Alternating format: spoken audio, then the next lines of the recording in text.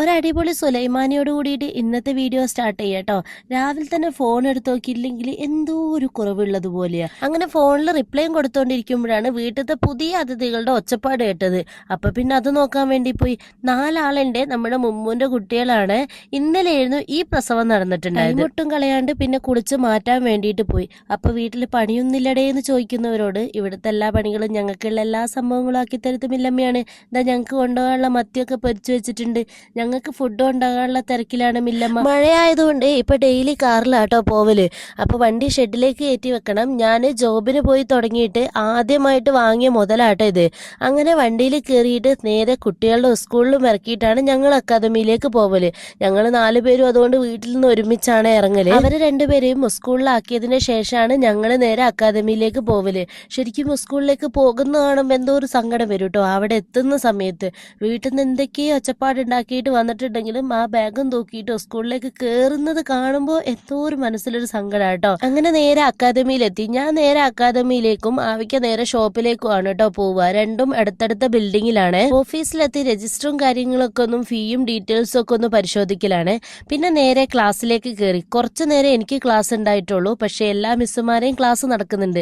Shifana മിസ്സിന്റെ class ഇവിടെ നടക്കുന്നുണ്ട്. കവി മിസ്സിന്റെ ക്ലാസ്സിൽ കട്ടിങ്ങും സംഭവങ്ങളും ഇവിടെ നടക്കുന്നുണ്ട്. രാവിലെ തന്നെ എന്തോ പണി ഒപ്പിച്ചിട്ട് കൈ മുറിച്ചിട്ട് ജുമാന വന്നിട്ടോ. കവി മിസ് കാര്യമായിട്ട് കെട്ടിക്കൊടുക്കുന്നുണ്ടെങ്കിലും ഇന്നത്തെ റീലിടാനുള്ള ടോപ്പിക്കായി എന്നുള്ള സന്തോഷത്തിലാണ് ജുമാന.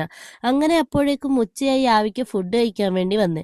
ഞങ്ങൾ പിന്നെ മിണ്ടിയും പറഞ്ഞും അങ്ങനെ ഇരുന്ന് ഫുഡ് കഴിച്ച്. അങ്ങനെ ഈവനിങ് ആയി. ക്ലാസ്സും കഴിഞ്ഞ് കുട്ടികളൊക്കെ പോയി. ഞാനൊരു മിഠായും കഴിച്ചുകൊണ്ടിരിക്കുമ്പോഴാണ് ആവിക്ക് ഷോപ്പിലേക്ക് ഒന്ന് പോണേ, അവർക്ക് എവിടെയോ പോവാനുണ്ട് എന്ന് പറഞ്ഞിട്ട് വിളിച്ചത്.